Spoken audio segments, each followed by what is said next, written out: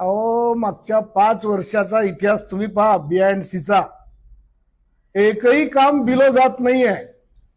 त्याच्या पहिले 5 वर्ष 14 ते 19 सगळे काम बिलो 10, 20, 30% गेले। म्हणजे कॉम्पिटिशन होत होती। आता कॉम्पिटिशनच होत नाही। मी सांगितलं याला काम देऊन टाका, देऊन टाकलं।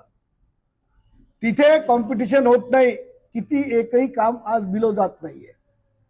शासनाचं नुकसान होतं याचा प्रश्न सगळे टेंडर भरले जात आहे। हो, आणि त्याला अधिकारी वर्ग प्रशासनही त्याला कारणीभूत आहे।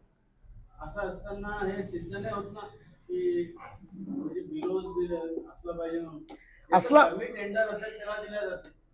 असं बरोबर आहे ना, हीच पद्धत आहे। परंतु बिलो टेंडर जात का नाहीये हाही प्रतिप्रश्न आहे ना। एखाद्या वर्षी जाणार नाही, एखाद्या कामात जाणार नाही।